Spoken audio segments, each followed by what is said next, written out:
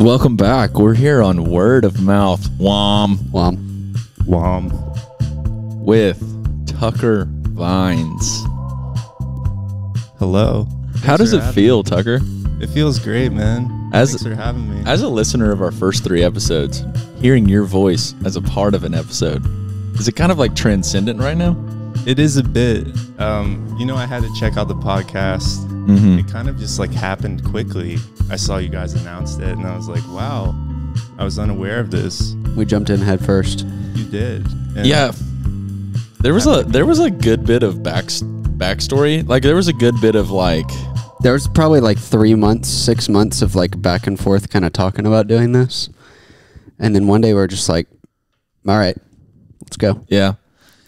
Yeah, so we were actually just talking about this a minute ago before we started recording. But essentially, like, Myres and I recorded a whole episode in October or November, and the whole thing, we like lost it. And so our first episode actually was our second episode. Because we tried our third episode. If you think about the one we did with Jake and Cole. We tried to record straight into GarageBand the first time. Yeah. With some like USB mics. Wow. And it I don't understand. Like, maybe if you only had one microphone and one voice and you only recorded for like 5 minutes, your MacBook could take it. But for whatever reason, I think it's GarageBand, and I don't know a lot about GarageBand, but it just can't really handle a ton of like tracks recording all at once. I don't think. I can imagine. I mean, I've only used GarageBand to like edit trick shot videos when I was in like 5th grade. Yeah. But I can imagine it'd be difficult to like edit an entire podcast on that. What are you using now to edit? So I learned DaVinci Resolve. Okay. Which is pretty big. that's a crazy name. Pretty beefy. DaVinci? Yeah. It's heavy. Dude, it started as like a cinema movie level coloring software, and then they've added a lot to it, and now you can do full video, audio. They've come everything, down to editing. us. Yeah. And the crazy thing is it's free. Really? There's a paid version that's like $300, but you can download it and use it and edit in it for free. There's just like some certain, like, you start getting into a lot of effects and things like that. That's where you can't use that without paying the $300. Sure. But like for what we do, That's still like pretty cheap for cinema It is. level software. Yeah, I mean, that's what the pros use. yeah. So. And all my video friends were like, dude, get DaVinci. And like, if I'm going to learn how to edit video for the first time, I might as well just jump in where everyone says it's right. hot. One conversation I was having on Thursday night with my good friend Chase Abel, shout out Chase, was just how odd it is how every single niche, there's a whole world behind it. Yeah. Y'all ever think about that? Absolutely, man. Like, literally name anything ever, and there's like at least 100 experts on the history, the depths, the everything about it, the function. I think that's what really marks the cultural change that the internet brought. And it's that all the niches could come together. Yeah. You know? Totally. Because like if we were living 40 years ago now and I'm really into cars, no one in Mississippi has sports cars and stuff. That's just not really the culture there. So I would have been the Delta before it got flooded used to be the richest area in America. Yeah, but that was like the 1800s. That was before cars. I was about to say, like, there probably is someone out there who has like an insane sports car collection in Mississippi. You've just never seen them before. Yeah. And they never go outside. Well, now there is like a little bit of a culture of it because I've kind of watched it form over the last 10 years. Sure. That there are some people with like some really heavy hitting cars there.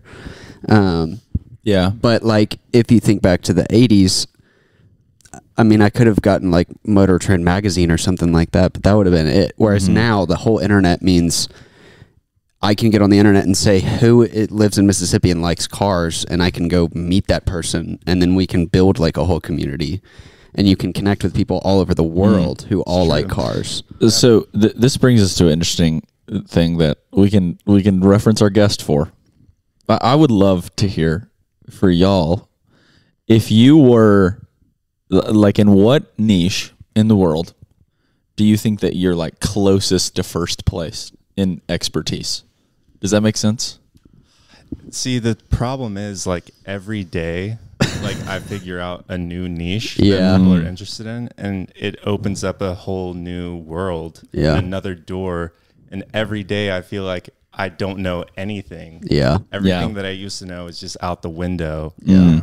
So for me, I would say the past like 6 months, I've gotten heavy into like true vintage specialty clothing, which spans from like the 70s through like the 20s. Okay. And I would say every single day, like I learned something new. I'm like, oh, there's a new sportswear brand that existed in like the 1930s. Yeah. That I had no idea existed. Interesting. That's really cool, So actually. it makes me feel like I don't know a lot, which keeps it interesting. Yeah. One thing that I've been to speak to that. One thing that I realized the other day, because I have a friend who like collects vintage Levi's and sells them. Like he wholesales them to the vintage shops that have like, you know, y'all have probably been to them. The vintage shops that'll have like 1,000 pair of Levi's and they're like all like $500 or something like that, Yeah, or at least because they're all like vintage. And he told me the other day that they found a pair of Levi's in a mine, like in Colorado. Yeah. Have you heard about this, Tucker? I'm sure you have. I haven't heard this story specifically. Oh, well, it's the oldest dated pair of Levi's in history found. Wow. But it was they were left in a mine from like, I think it was like 1872. It was like the first 10 years that the company, or not, maybe not first 10 years, but anyways, it was like, it's the oldest pair of Levi's they've ever found. Yeah. And they found them in a mine, like a tunnel. And it was like in a dry and dark environment for literally 150 years. And they found them and they sold them in Durango, Colorado last year. Yeah. At And, Festivus. Yeah. And Angel, the guy that told me about this, he's barista, or I don't know if he's a barista, but he works at June Coffee. Sure, yeah, I know. He said he like literally was there, touched them, like felt them, and they felt like normal new Levi's, which is crazy. Yeah. And they sold for, I think it's, I was gonna guess like $150,000. I think it was $110,000 or $160,000 or something. It was around $100K. Yeah, which is just wild. Yeah, and then for a pair of pants. My dad had a pair of Levi's in high school from the 80s. That's it had the button instead of the zipper, or the buttons instead of the zipper, and it was like light wash jeans. And I've been doing research and realized that those might be worth $1,000 now. Dude, your dad always has some random thing like that. And Domino's, I cannot find I cannot find the jeans anywhere. I'm so freaking mad about it. Like they never fit me, and I always wanted them to fit me. Yeah. And I knew that like vintage, I don't know why I never thought about that. Like you could easily sell a pair of vintage Levi's, but your dad probably has some crazy like vintage Alabama stuff, vintage pants, like random things like that are worth like a lot of money. Like his Domino's Rolex. For our listeners, I don't know if we've talked about this, but Shane was like the number one manager of like some certain Domino's something in like the 80s, 90s. Yeah, so do you want to hear, do you want me to tell the whole story? Yeah, divulge a little bit. All right, so Shane, my father, was born in Montgomery, and then he moved around Alabama, and then he ended up being back in Montgomery for the end of high school. He went to, so his high school was Jefferson Davis, I think. It was one or the other. His high school was Jefferson Davis, and his rival high school was Robert E. Lee. And this is just a fascinating thing. Both of those people were the two presidents of the Confederate States of America. Wow. And both of those schools were by no means, they were definitely majority minority when my father was going there. So it's kind of ironic. It's just kind of very ironic. And both of those high schools got their names changed last year or 2 years ago. And my dad's high school's name got changed, and it's like an acronym of three people's names. So it's like JDRWMC or something. Like, Oh yeah. and because they couldn't pick like one Yeah. prominent historical figure, they had to pick 3. So it's just funny. But anyways, that's a side tangent for sure. But anyway, so he graduates high school, and I think he went to Auburn University Montgomery or something for one day, and he was like, "This ain't it." So he made it one day. yeah, I think he literally was. sick. He was like 20 minutes in his first class, and he was like, "Nah." So That's crazy. he leaves, Legend. and like, which just that was way before dropping out was cool. Like, Yeah. it's just kind of wild that he Yeah. did that. And I don't remember what he did at first. I think he did something else before he joined Domino's.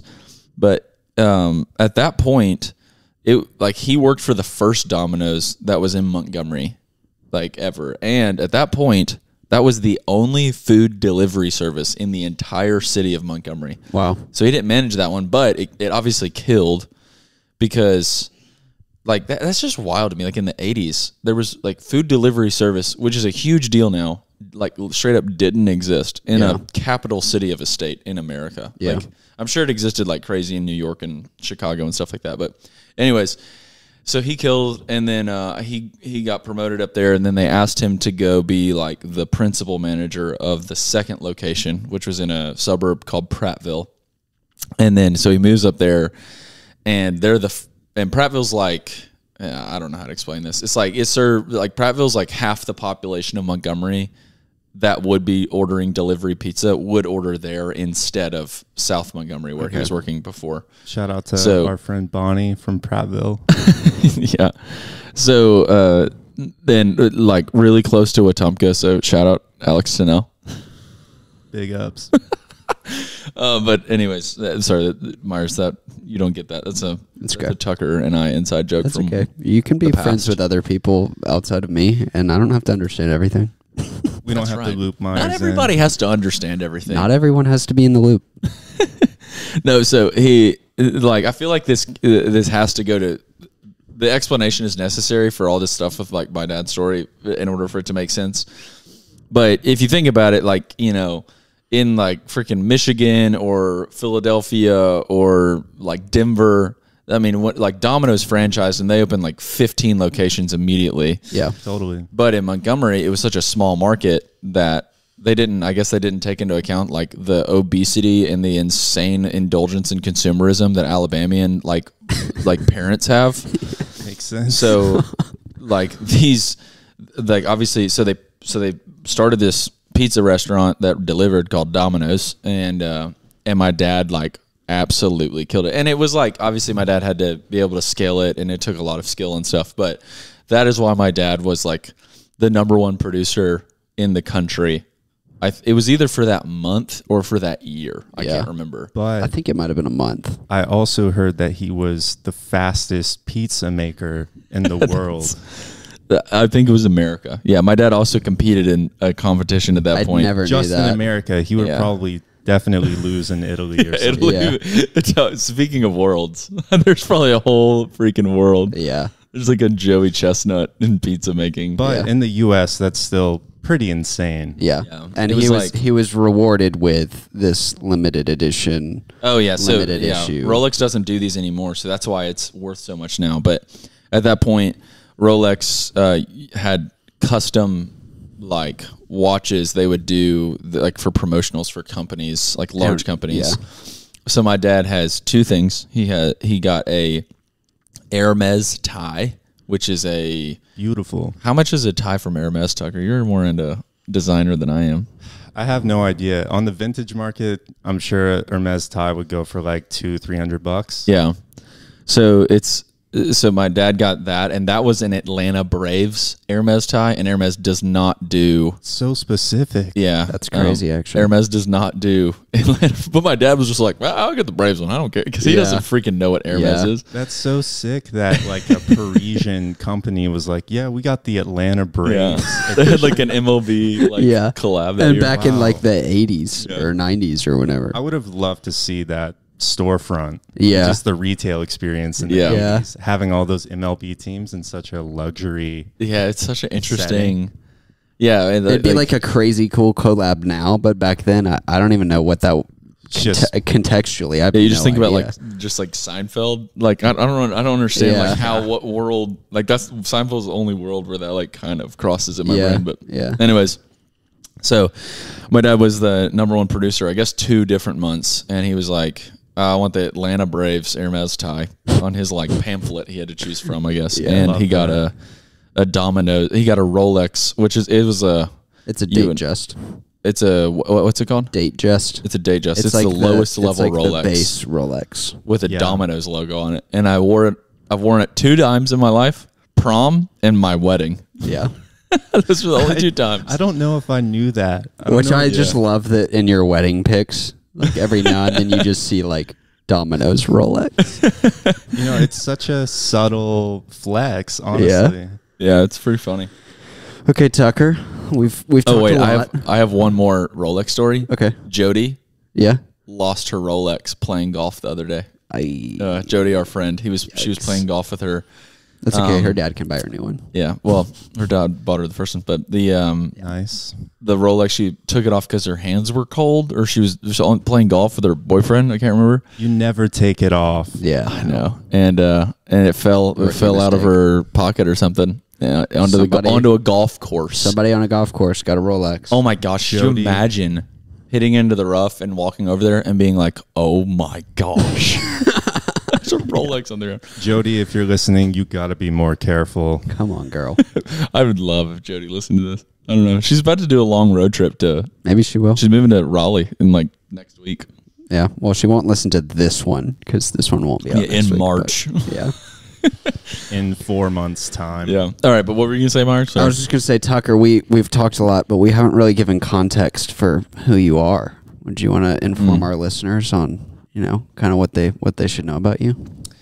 I'm Shay Fonfon's #1 fan. I'm a proud owner of a storage unit now. Come on. Wow, I didn't know that. And I just discovered the New York Times fun game, Wordle. Wow. Oh. You just discovered Wordle? I did. You didn't hop on the train like 2 or 3 years ago when that was like a really crazy thing? Like that's kind of how things go for me. Like I skip trends because I'm not really into it. And then like 2 or 3 years later, I catch the tail end of it. So like I'll probably download TikTok like any month now. Yeah. So did you know what Wordle was before? So I had been involved in other people's games before. Like they would. So you at least like knew what it was. Right. I knew of it, but I never like sat down and was like, I'm going to play Wordle today. And by chance, Eliza and I, my girlfriend, flex. Huge flex. We sat down one day and we were on New York Times and we started playing the game. So now it's a daily routine. Okay. Let me ask you this. Have you played the crossword mini? I have. It's a favorite. And then have you played Connections?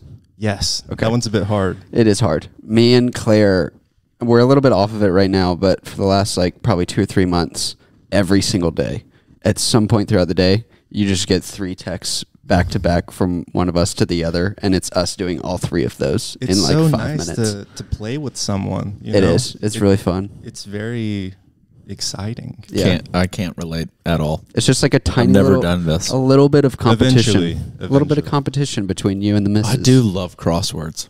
I love a like good the crossword book. mini because it only takes like, if you're good at it, it only takes like 2 minutes max. The giant actual New York Times crossword is just so confusing. Like you have so much. You have to commit like a lot of time to sitting there and figuring it out.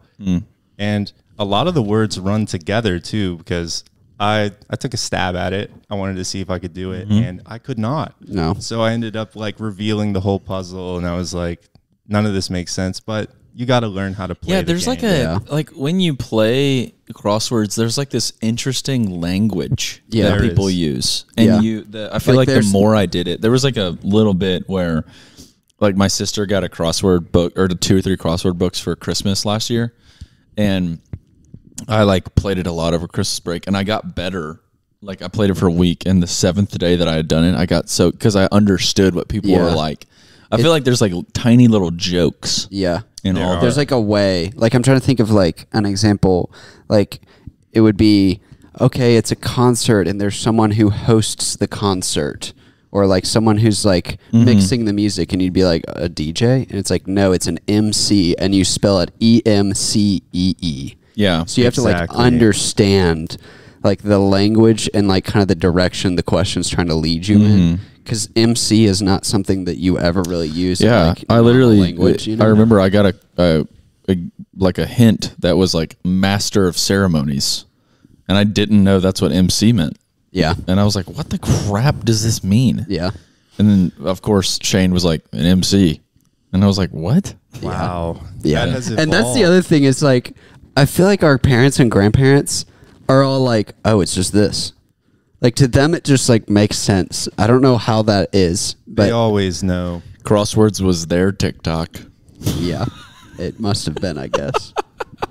Wordle. Wow. Wordle is our parents' TikTok. I wonder how many adults are on TikTok. Oh, Claire's mom, way I know, more than uses you it. think, bro. Yeah. Claire's mom uses. Yeah, she'll send. I think her whole feed is just bulldog videos, because she'll just sit and clear these like bulldog TikToks. Because my in-laws have an English bulldog who is stunning. He's so beautiful, so stupid. He's but Tank. we love him. His name is Tank. He like can't breathe. That's Yeah. how big he is. Myres, do He's you like have a 80 dog? pounds. My parents have 3 dogs. This Me- is a me and Claire- great time to implement my new favorite segment. And this is a segment called Myres Cat Experience. Because Myres doesn't have a dog, doesn't want a dog, but That's is not about true. to invest. I do want a dog, but If you wanted a dog, you would get a dog. not in my apartment. Once we get a house, Claire and I have agreed. Once we have a house, once we You're going to have to a little more take your space- 2 cats to your house as well. And you're going to have a tiny zoo at that point. A dog in a 1-bedroom is tough. That'd be pretty tough, I I'm not gonna lie. understand. And what we you like mean. bigger dogs. Like we would want some kind of a golden retriever sized dog, and that just wouldn't fit. big in our dogs apartment. only. Yeah, big dogs. Ow, ow. But like Myres is legitimately about to get 2 cats. Not 2 cats. You What said kind of cats are no, they? wait. Oh no. Are they stray? Whit wanted 2 cats. You want He one wants cat. 2 cats. Yeah, I'm gonna get 1 cat. We're looking. I'm not gonna disclose the name of the company because I a little bit have beef with them, to be honest. Don't want to dox them. But we are. We're not giving him free marketing. Nope. They You gotta don't pay for your deserve ads it. here. We're looking at a company here in Birmingham that handles fostering and adoption of cats. It's called Facebook Marketplace. It is not that. Oh no. We have a kitten picked out that we would like to get, but dude, we filled out the application the other day. I mean, they were asking like, how long is the cat gonna be at home, like alone by itself? Can you give 2 references that are not like your immediate family? Yeah. Like- serious stuff. I mean, I was like, dude, it took us 30-45 minutes to get through this whole application. I would was have like, thrown holy cow. thrown that application directly into ChatGPT. Yeah. You're becoming it- a parent. It's annoying me because we want to get a kitten, and the people emailed us back today and they were like, we don't really think it would be appropriate for you guys to have a kitten because you're going to be leaving it at home for about 6 or 7 hours a day, and we think that the cat should be more attended to than that. And I said, first of all, the whole point of getting a cat is that the cat just like exists Hey, I will say, independently of you. Like the yesterday, cat will be it does. fine. Yesterday, you and Whit said the main reason you wanted to do it is because it's like no effort. And I was like, Yes. that's a weird reason to get something. I want it because I want the positives of having a pet, but I'm not in a position right now where I want the responsibility that a dog takes. A dog takes a lot more effort. You need to go walk it a couple times a Well, day. apparently to this expert on cats, But they that's would why disagree with you. That's why I'm mad at them. I'm like, dude, cats don't need us. Okay. See, this is That's why the it's gonna be whole my point of favorite the segment. cat. That's the beauty of having a The cat. cat is awesome because the cat can just live independently of us, And we just get to every now and then like cuddle with it on the couch, or like I can get some weird mouse toy and just like swing around. It's a wild animal, and they're like, Yes. it needs to be attended to. Like it's a dog. It like biologically doesn't. And granted, I've never had a kitten. I don't have very much cat experience. Claire has had cats her whole life, so she knows. And I'm And Claire's behavior emulates that of a cat. and she's gonna love this cat, and she's gonna take great care of it, and I will learn how to. But she knows. I feel like, does she not come home in the middle of her day? She gets off school at like 3:30. What time does she start school? It depends on the day. Sometimes it's 8, sometimes it's 10 a.m. 3:30 is pretty good. I know. to I'm check in. like, dude, and so we're making the argument that like one of us can come home for lunch if we need to check on the cat, and we're gonna like, to me, I'm just gonna kiss up to them and be like, oh, it's okay, like we can abide by your rules and whatever, and then we're just gonna do what like Yeah, we were you gonna should just take care of a tell cat. them. That's what I told Claire. I was like, we'll just tell them whatever they want to hear. And as long as they just leave us alone after we get the cat, I'm fine. Why don't you just go to like Facebook Marketplace and go pick up one? Like, is there? I feel like this is an easy thing. So my experience with adopting a cat was strange. Wait, you have a cat? Well, I got my parents a cat. Oh, okay. I got it for my mom for Christmas 2 years ago. And I found this beautiful cat on findapet.com. Okay. And findapet.com led me to this shelter in Coleman, Alabama, which I had to drive 40 or so minutes to get to. Ridiculous. It was called Dirty Dog Rescue with a W. Incredible. With a W. And I pull up to this place and it looks like a complete shack. And I walk in and there are no lights on. Like the only light that's coming in is the natural light through the windows. And Kind of a vibe. I don't see anyone, but there are like hundreds of cats, hundreds of dogs Holy cow. outside, and they're all barking when I pull up.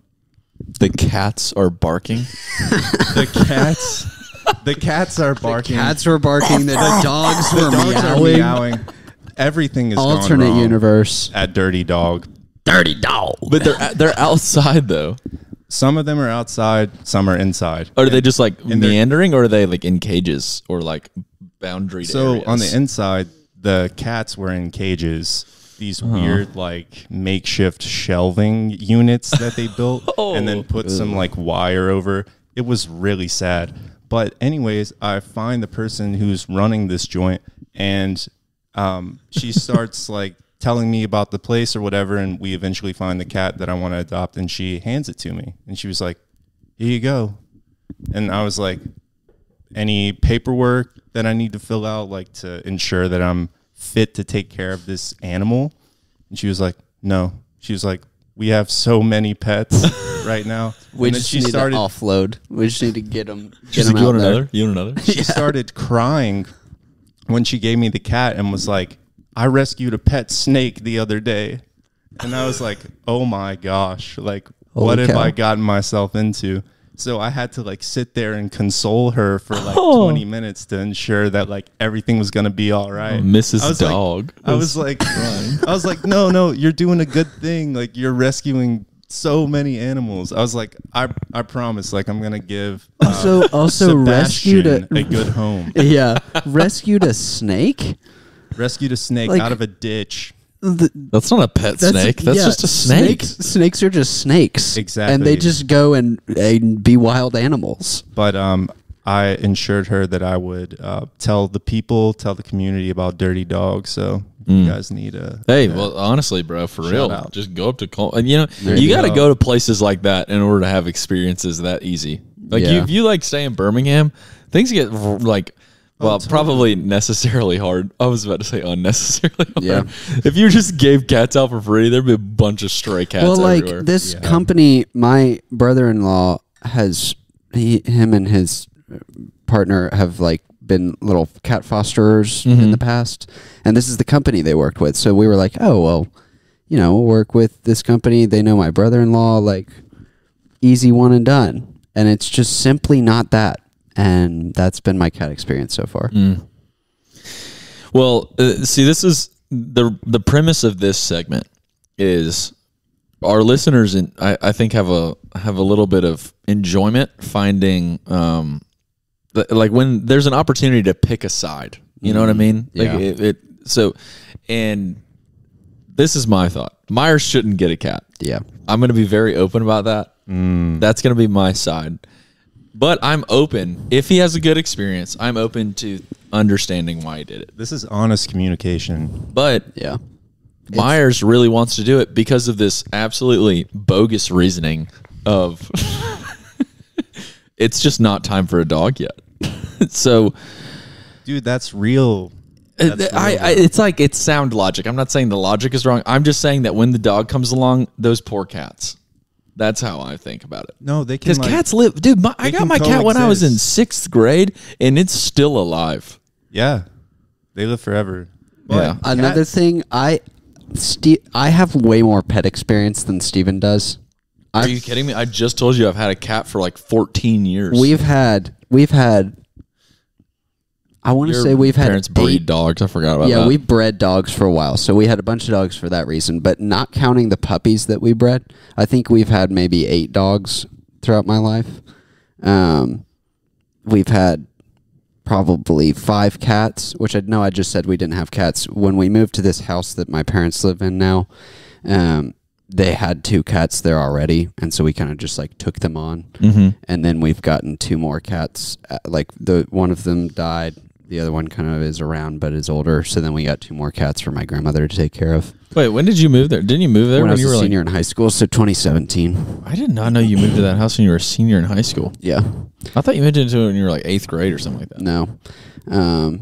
So we anyway, we've had a ton of animals. We've had like hamsters and guinea pigs and turtles, and I've had so many animals. Steven has had 1 cat. I've had 1 cat. And to be honest, I'll reveal my bias. I didn't realize I was allergic to that cat until I got that cat and it came home. Yeah. And now I legitimately had an allergic reaction to my cat on Christmas Eve this year too. So there's another bias. Yeah. So I'm pretty anti-cat at the moment. Yeah. But I did go over to Josh and Allie's house the other day, Josh Jones, and previous guest, friend of the pod. And it was a pretty pleasant experience. The cat was Super very sweet. chill. Yeah. The cat was very chill. Where did they get their cat from? Their cat showed up at their back door and walked up to Josh and just started cuddling up on him. And that's what we like to call the cat distribution system. And the cat distribution system chose Joshua and Allie Weisgerber. Sorry, Well, Jones. there's a cat Jones. on my front porch every morning asleep. Thanks, Todd and Carolyn, my neighbor, who feeds cats in the neighborhood. Yeah. Because my house is the first house in the neighborhood that gets sunlight, and cats love sunbathing. They just like chill and fall asleep in the sunlight. So every single morning, dadgummit, they look cute when they do it too. I walk out and there's 2 cats curled up, just chilling in the sun, asleep on my house. There's been Adorable. a cat. There's been a cat behind Peacock Insurance office recently who will Kitten or cat?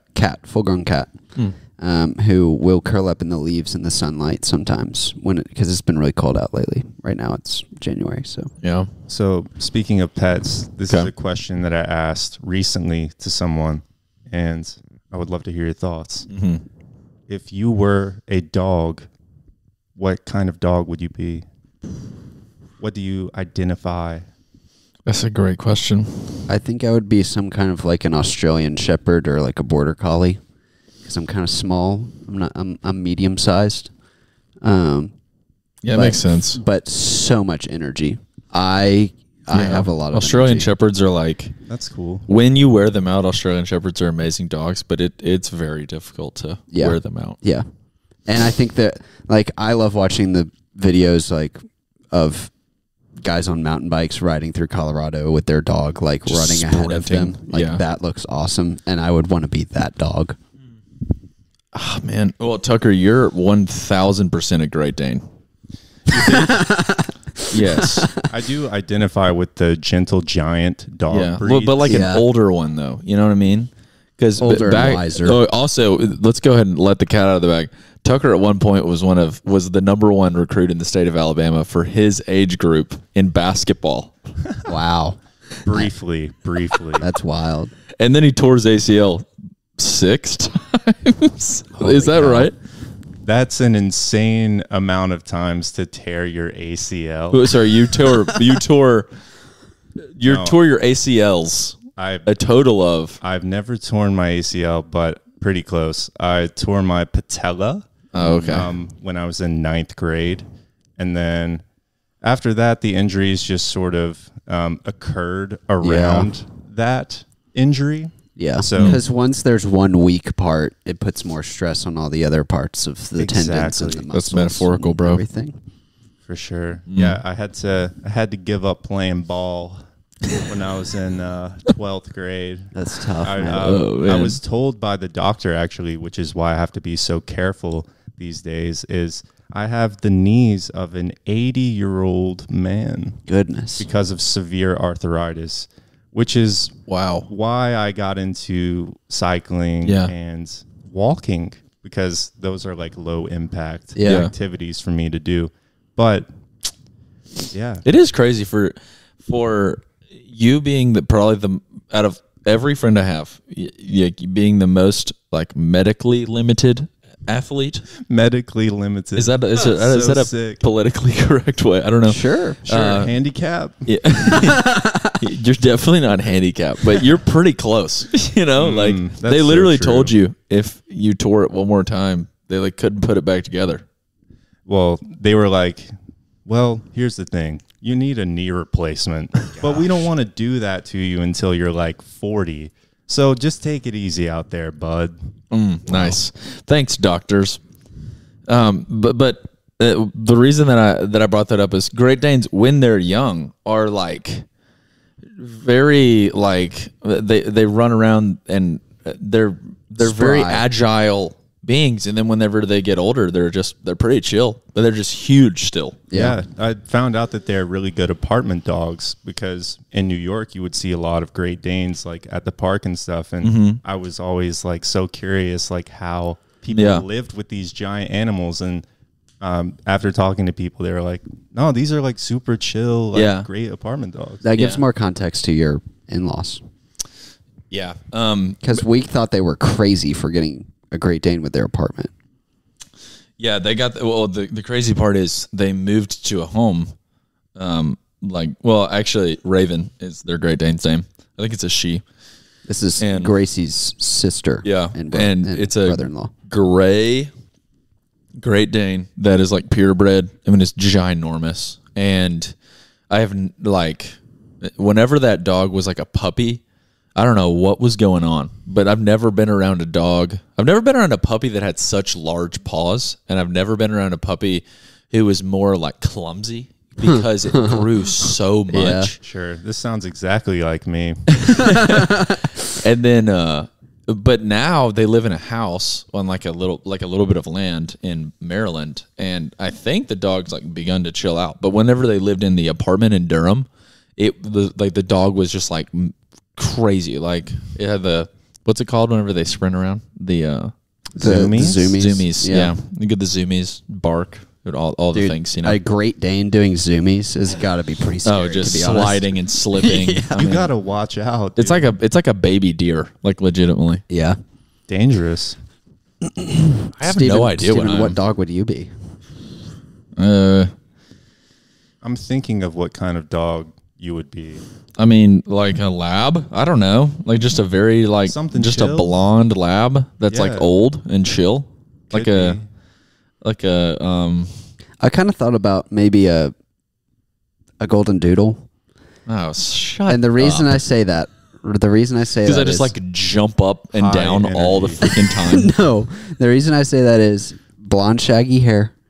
Yeah, fun and friendly with everyone. That's fair. But the poodle brings in this little bit of particularness that Some you flair. kind of want to have things be a particular way. You're a little the bit poodle more is like fashionable. I'm like a little bit pretentious, and like people have like opinions about me. But that's why you wouldn't be a standard poodle, because Exactly. you're way more friendly. You love people. I could lot see more. Tucker being like a dark gray poodle. That's very like Could be. You know what I mean? My favorite dog ever, which is highly impractical to own, is a Newfoundland. Oh yeah, dude. They are these. Those are cool. Are they the Giant. ginormous mountain dogs? Yes. Yeah. Yeah. And they just have the saddest looking face. Yeah. And they drool all the A time. Newfoundland Yeah. would be the. I think that's what Iceland was called. Newfoundland. When before it was. If I ever lived in like a genuinely cold place, I mean, some of those mountain dogs are like my favorite. I don't have Insane. much experience Yeah. with them, but like a husky or like Yeah. a Bernese mountain dog, those dogs are freaking sick. Totally. dude. Like so cool. The Commodore as well. Yeah. The one that looks like a mop. Yeah.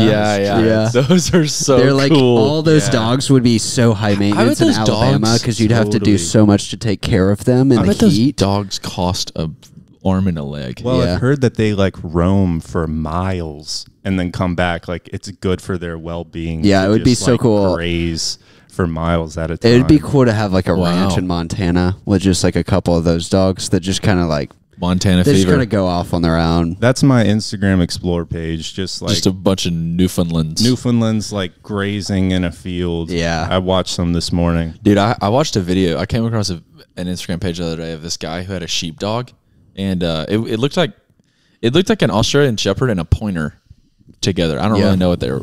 Maybe sheepdog's like a breed of dog. I don't know. Yeah. But literally chilling on the back of a 4-wheeler, and then A 4-wheeler. yeah, and like just soppy and muddy, just Yeah. gross. It looked like somewhere in Amazon. Man, just got a package. Thanks, man. What'd you get? Gracie got Boston's, so I'm on. assuming they're those, but I don't know. Birkenstock Boston. Mm-hmm. Classic. Yeah, I know. But no, but this dog, like the owner standing there videoing him, and this dog's like gross, muddy on the back of this 4-wheeler, and then he's like, "Go!" And then the dog just like sprints. Yeah.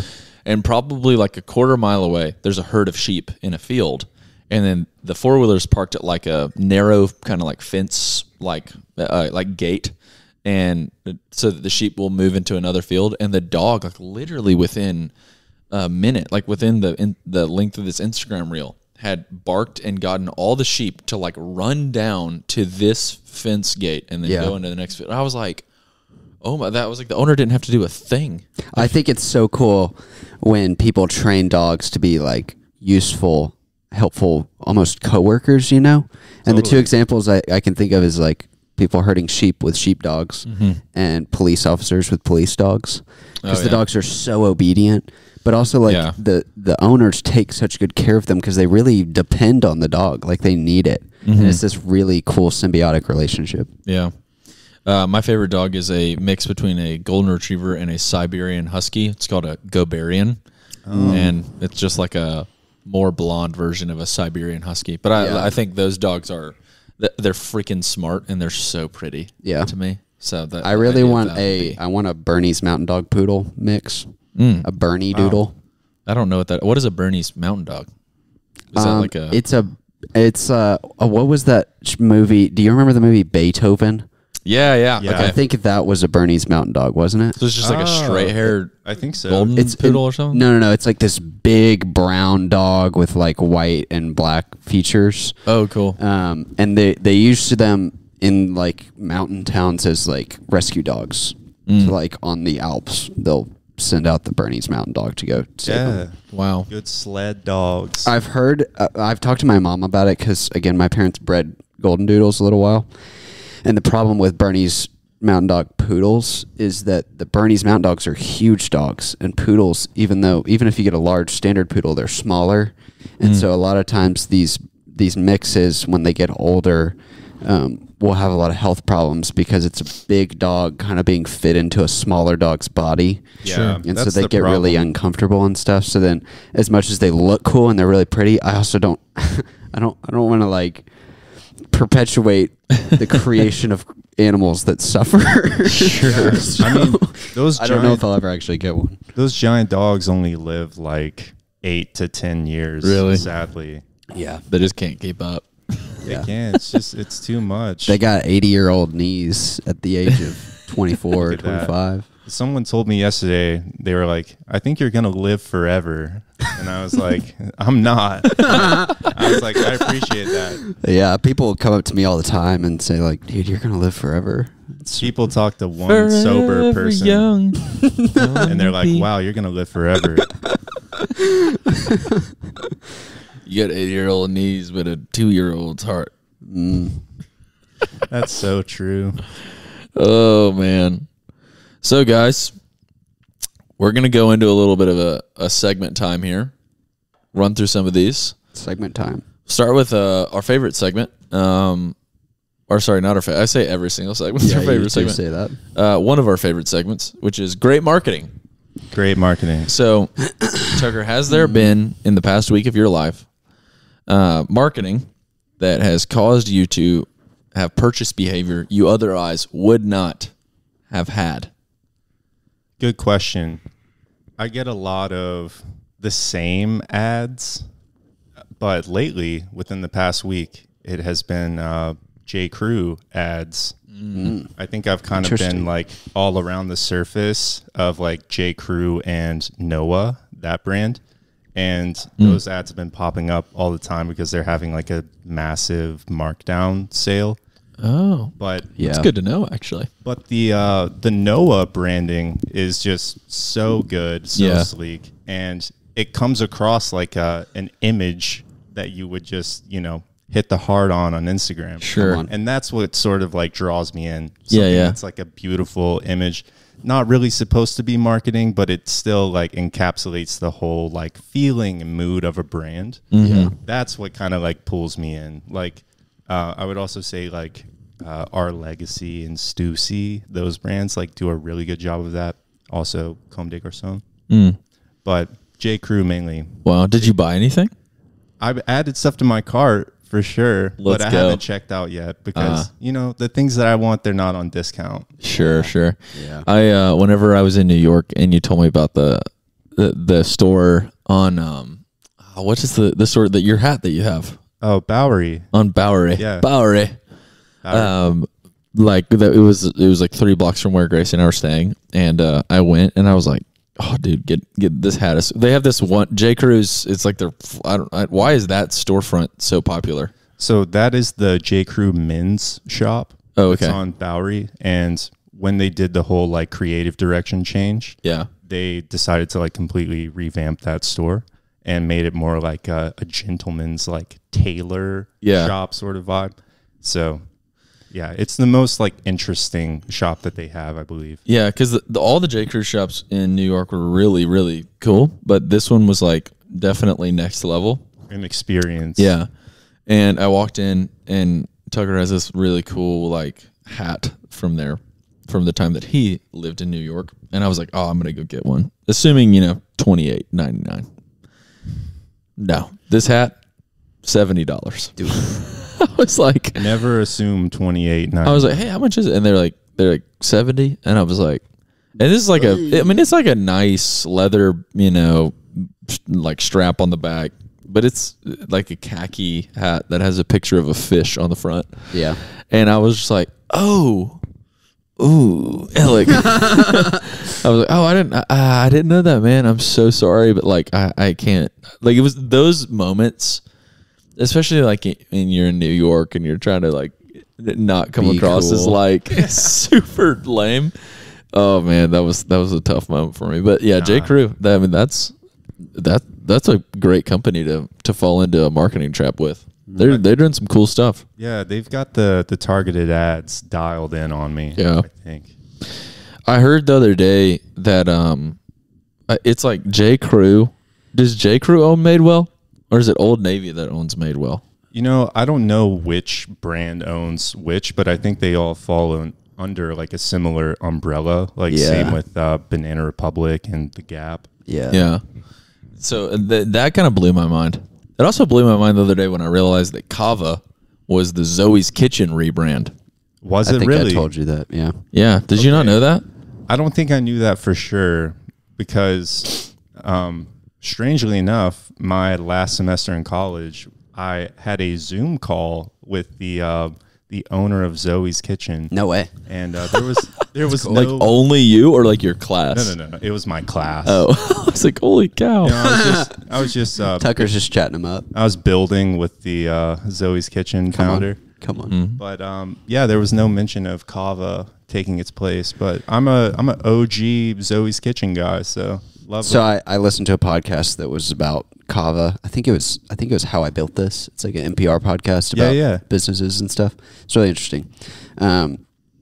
But it was talking to the kava founders, and basically they started up in, I think, Portland or Seattle or something, and somehow or another ended up with the opportunity that they could buy Zoe's, which was crazy at the time because Zoe's was a bigger company than Kava was. Really? But Zoe's was kind of struggling a little bit, and Kava was like on their game.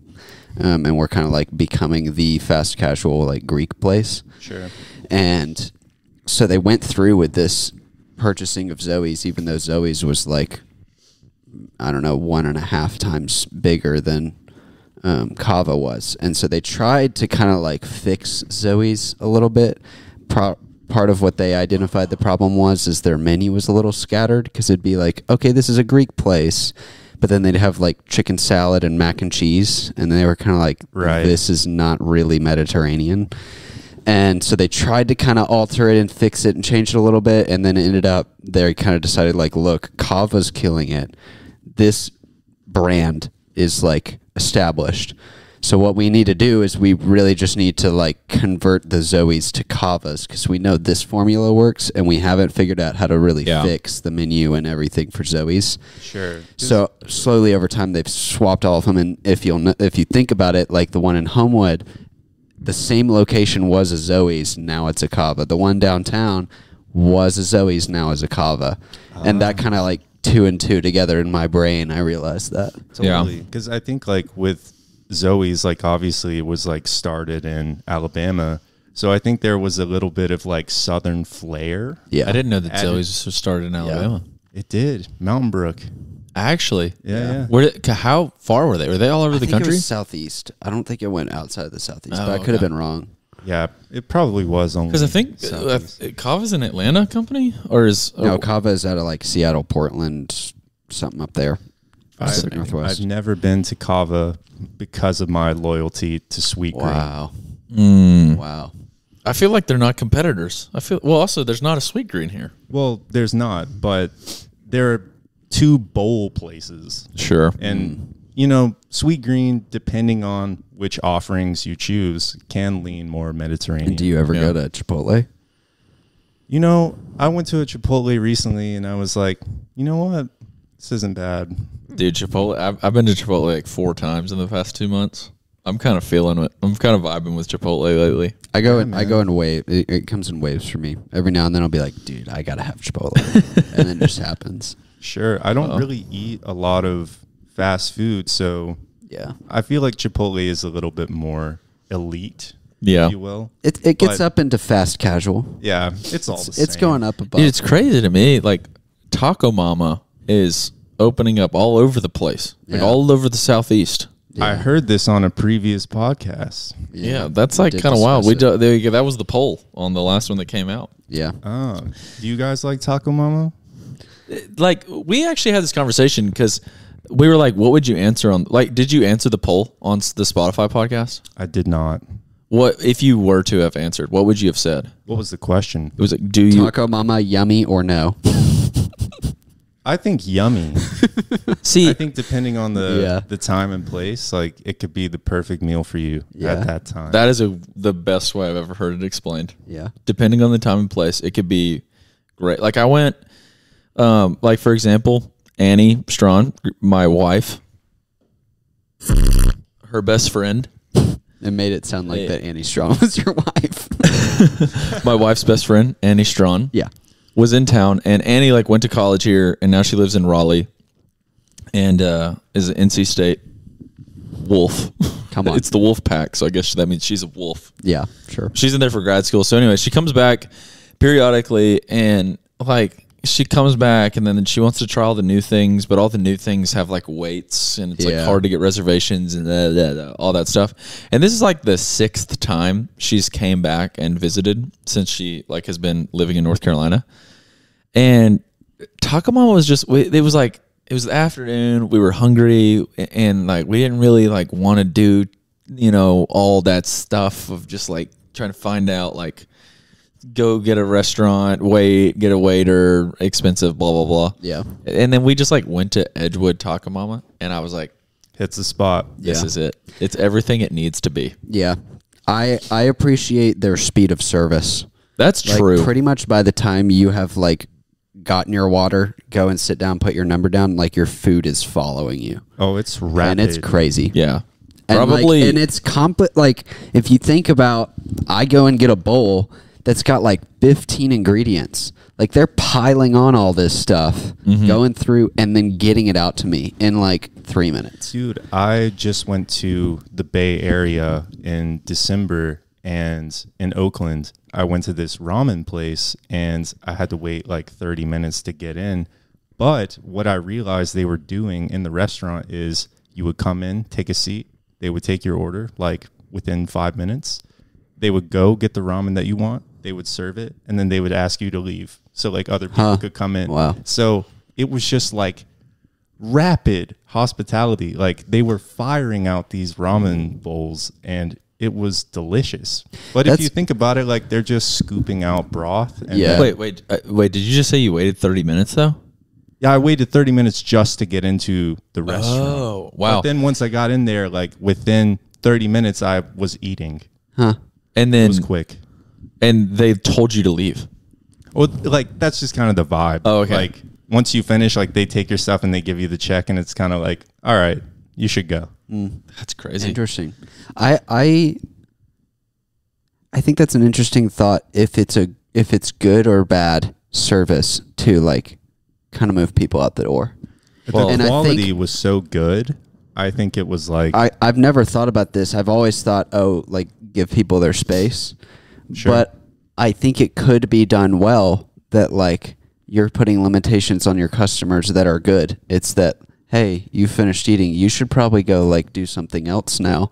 And also you're trying to bring in more people and give more of them the opportunity to eat. And I think that in a way, being that efficient can be a service to customers. That's my Definitely. argument. And the only reason why I felt like they were sort of cycling through their customers was because outside they had an iPad that would show you like a live queue. And like the list would just keep getting longer, and then like you would see your name like bump up. Yeah. So I think it's kind of like an understood thing once you walk into Yeah. there. It's like, oh, people That's are waiting. part of the culture Yeah. of that store. Also, like, Yeah. I mean, I think about it. The two places in New York that honestly, there's several places, but I went to this one cafe that was like down the street from where we stayed called La Cabra, and it was an amazing coffee shop. One of the best coffee shops I've ever been to in the world. My favorite. And honestly, a lot of the coffee shops in New York kind of suck because they have to pump out so much coffee. They completely throw quality out the window. It suffers. But La Cabra was crazy busy. But the wild thing is they took so many orders, people were standing, like waiting for a place to sit. So Yeah, dude. there would always be one jackleg working in the table in the back, like with their laptop out. And I was Yeah, like, you're you not are supposed to. wild. Like you Yeah. are crazy for doing that right now. But they make all the tables small enough to where you can't really put a laptop on it. You can really only put plates and like a plate and a cup. But I just thought it was crazy how when you have a seat and there's 8 people staring at you with their like coffee in their hand, there is like a level of pressure that is definitely felt. You're like, oh, I need to leave. Yeah. Yeah. Dude, I think it's cool to be very specific. I think it's good to be very specific about the culture that you want in your shop, if in your restaurant, whatever it is. And if that culture is that you don't sit around for a long time, that's not a bad thing.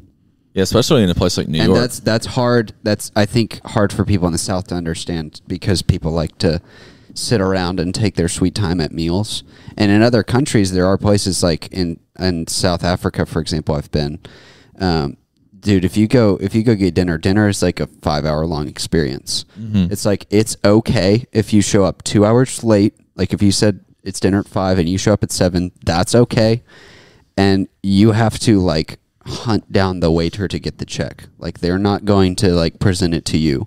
Yeah. You have to ask for it. That's how it was in Tajikistan as well. And that's a cool thing, but I think the opposite is it can be done well. It doesn't have to be like a rude, okay, now get out of here, dude.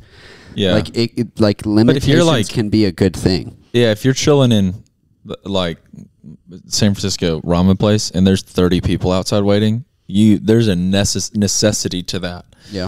But it's like, how do you? But if you're, chilling at, I don't know, somewhere in Birmingham, Chez Fonfon, which is, I don't know if all of our listeners will know what that is. Will you give you said that you're their biggest fan earlier. What is that, Tucker? I mean, they just nail it every single time. Like it's a restaurant. The restaurant. Yeah. Chez Fonfon is a French restaurant in Birmingham, Alabama, in 5 Points. The only good thing in 5 Points. Yeah. I mean, ever since the Waffle House left, it's the only good thing left. Yeah. I'm an Insomnia fan. I'm a Jimmy John's fan. Are you? Everyone loves Jimmy John's. I'm not. I've eaten there one time in my life. I also haven't been to Insomnia in years, so I'm kind of a fake fan. But I'm a fan of. Well, the heads who circulate 5 Points also know Surin. Oh, yeah. That's a good one. It's a great one. Jim and Nick. Dude, I heard someone died. Stop. My pal was at a Jim and Nick's, that one specifically, and someone died inside. While he was there. Yeah. Holy cow. Yeah. Like from food or like just like he had a heart attack? I think some like homeless person was in the bathroom in there and they like OD'd or something. Oh, but dude. He was like, yeah, it's cursed. Like that. 5 Points is such a strange place. I don't understand like all of let's see, the people who like live in downtown Birmingham but do not have traditional homes.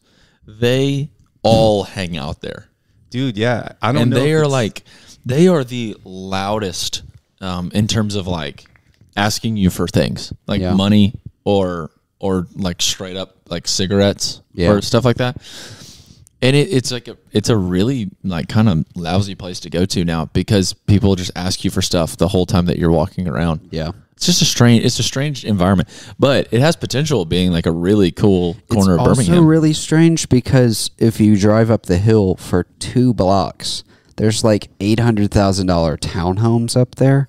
And then if you keep going, you get to the hospital and like the middle of downtown is lively. And there's plenty of working professional people around that are spending money and being respectful of other people around them. Mm-hmm. And then you keep going past that and you get past like where Shipped is and stuff like that. And then you get to that park over there kind of before you get to the BJCC. And then what's in the name of the park? Lynn Park. Yeah. And then there's another that's another population of people who don't have houses for the most part, I assume. And that park that's across from the Civil Rights Institute. I don't remember the name of that one. That's another area where they hang out and seem to congregate.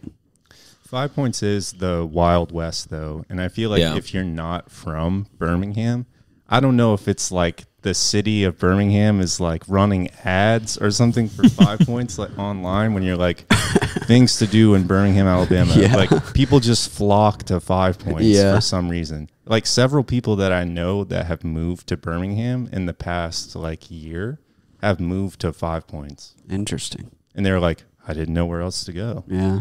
I was like, literally anywhere. Literally anywhere any else. other part of town. That's crazy, bro. Hey, well, let's transition off of. Oh wait, sorry. So Chez Fonfon's a French restaurant. They have the best steak frites I've ever eaten in my life. They have the best menu, man. They have pound cake. They have straight up pound cake. That's the best pound cake I've ever had. Like just normal stuff. They absolutely. I've heard their best. burger is crazy. Their burger. Our pastor at church is always talking about the burger at Chez Fonfon. Mm-hmm. Absolutely, man. Crazy. I have tried to go to Chez Fonfon. I've known what it was since I was a freshman at Sanford, which was 2018. It's now 2024. I've never been.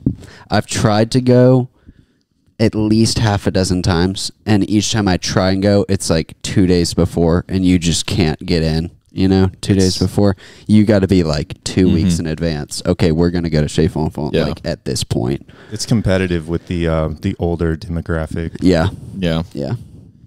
All those Mountain Brook families that come over the hill for dinner. Yep. know the owner or something. I don't blame them. Yeah, Park, no, but park they the were G-Wag right out front. they've been open forever, and they've been doing the farm to table thing. From my understanding, they were the first people in Birmingham to do the like go up to Coleman and get carrots from like a Alabama farmer, and like literally they buy directly from farmers, which is just pretty cool. Yeah, their food tastes amazing. But I heard that Frank Stitt was like an apprentice or something for Alice Waters, who has a restaurant in the Bay Area called Chez Panisse, which is a super popular restaurant. that's cool. And Frank also spent some time in France cooking for like a couple years. So he's got the. It is he's got really the fascinating. chops. It is fascinating that Birmingham restaurant culture is so rich, It's quite good. and you have some really, really world-class chefs here. Absolutely. And, and it's just a little Birmingham, you know? Yeah, I mean, I work in a food studio, and there's constantly people from out of town like circulating, and I try to like give them recommendations, but they quickly find them on their own. And a lot of people say like Automatic is like the number one. Like that's where people go and are just Interesting. Like talk about impressed. a world, the oyster world. Never ever in my life wanted to be a part of it, but people just like love oysters from Automatic. They love it. Spend so much money. I found out recently too that there is one guy in like Pensacola or something who is a spear fisherman, and he is sourcing for all of these restaurants. Really? Like the highest quality fish. He's out there doing the work barefoot, spear Come fishing. on, man. What a life to just like What a spear hero. fish all day and then drive it up to Birmingham, make your money. Pensacola is such a fascinating place. I feel like everybody knows what it is, but nobody's been. I've never been, but Eliza, my girlfriend, is fond of that place. Really? She's spent time there? She has. At one time, I think some of her family owned property there, like a beach house or something. And she went not too long ago and was like, this place has potential. Wow. I bet it does. She's got that developer's eye. Come on. But Come on. Real Estate, one of my favorite bands of all time, they have a song. I mean, they're like a band based out of New York, and they have a song where they sing about Pensacola Beach. And I'm like, I just feel like they haven't been. Like, it's not worth singing about because it's like a kind of like a rundown city. Yeah. Granted, anything on the Gulf Coast is going to run down because like the absurd amount of rust it causes. But Yeah. Sure. Unless you're on 30A and people are putting just a trillions ton of cash. Literally, into it takes maintaining billions stuff. of dollars Yeah. to keep it clean. Yeah. That's like proof. But anyways, let's transition to our next segment because we want to show love to our female listeners. So let's lean in, girls. That's our segment. That's what we've started calling our pop culture segment. Lean in. Lean in, Lean in, girls. girls.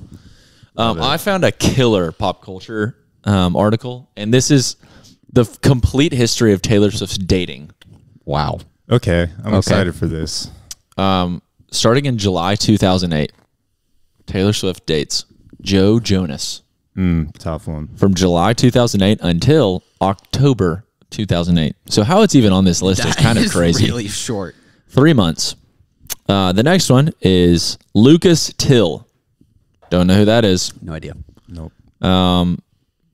The Spy Next Door actor. Okay. Never seen that movie. Neither. They dated from March 2009 until April 2009.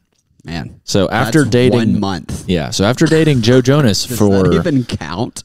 after dating Joe Jonas for 2 months in March of the next year, 4 months after she dates Joe Jonas, she dates another guy for 1 month. That doesn't even count in my brain. Like you went on. And then so they break up in April, and then in October of 2009, same year, she dates Taylor Lautner from October until December. That's such a hype choice. So she dates Joe Jonas for 3 months, this other guy for 2 months, and now she dates Taylor Lautner for 2 months at the end of the year. And then in 2010, she started dating John Mayer the month that she broke up with Taylor Lautner. John Mayer's like a lot older than her. Yeah, I was going to say. He is. That's kind of interesting. Wow. I don't think I knew that Swift they was dated. 18 when they started dating. Interesting. Half How of old My was he? Heart. That song. Well, they dated for 3 months. Way to go, Taylor and John. And then she takes a little hiatus. She waits till October to date again, and she dates Jake Gyllenhaal. She's just running the circuit, man. That's crazy. have Taylor to. Lautner, You have to experiment. Joe Jonas, and Jake Gyllenhaal. That's like in 5th grade. All of my like female friends, those were all of their crushes. Yeah. That's wild. And then she breaks up with Jake in December 2010. Watch out, guys. She takes 1.5 years off of dating. Holy cow. July 2012, she comes She back. found herself. I know. She's also like 19 and 20 years old. She probably was like, this is a movie. Yeah. Connor Kennedy. Let's see. Oh, he's Robert F. Kennedy's junior son. She dated a Kennedy. Wow. Holy That's cow. crazy. That's heavy. That's wild, dude. This is a crazy list. All right, so from July 2012 until October 2012, but she's done a July to October dating before. That's her thing. That was her thing with Joe Jonas. So just an interesting little thing there. Just a summer fling. And then, watch out, Harry Styles up next. So her and Connor Big break up. swing. Her and the Kennedy break up in October, and then in November of the same year, she dates Harry Styles for 3 months until January of 2013. So, Okay. I had no idea how short these were. I feel like I knew about a few of these. to me, this doesn't even count to me because you don't even get emotionally invested. You don't even know this person. After 1 month, I mean, you were just like, It's nah. too much to keep up with, you know? Also, Harry Hectic Styles. lifestyles. Harry Styles is like one of the coolest men alive now. Yeah. He's straight up wearing like a army green bomber jacket Yeah, in no, he 2013. did not this know. is just some Rue 21 energy. Legend. All right. Then in May, she takes a while off dating. So breaks up in January 2013. March of 2015, she dates Calvin Harris Holy cow. and stays with him. Stays with him for 1 year and 2 months. That's By like far that's her a longest. That's a period of time. To me, that's dating. You it- got to know each other for that time. Counts. That counts. I wonder if like Taylor Swift was kind of in her like EDM era during that time. I would love to know. I think that's 15, absolutely. that's when I That was first peak. became aware that of her dating life at all. Before that, like in the early you knew 2000s, about Calvin Harris. I knew about Calvin Harris because when I was like 13 and 12, whatever, I was into like the EDM world. Like I listened to Skrillex and Calvin Harris and Martin Garrix and I think I'm understanding why, because 2016 is where is the time in my life when I started developing taste, yeah. and not good taste, but it was whenever I was like kind of figuring that out. Yeah. And maybe that's why I've never like respected Taylor Swift. It's because she was dating freaking Calvin Harris whenever I was like developing my taste. That's crazy, bro. Calvin Harris, man. The Calvin Harris is definitely going to be the outro song today. All right. So they break up in May of 2016. And then in May of 2016, she dates Tom Hiddleston. Yeah, that's Loki, right? I think. Oh, it literally is. Yeah. So Loki from the, what's the movie called? Thor. Thor. Yeah. The one that Hulk throws around. Yeah. Dates that guy from May 2016 until September 2016. So another short one for her. Yeah. Definitely Back seen to her either old, a rebound, her old thing. you know, either a rebound or she was cheating on Calvin with him. There's a pattern. while still with Calvin, Swift met Hiddleston at the Met Gala. Interesting. It's cool. Yeah.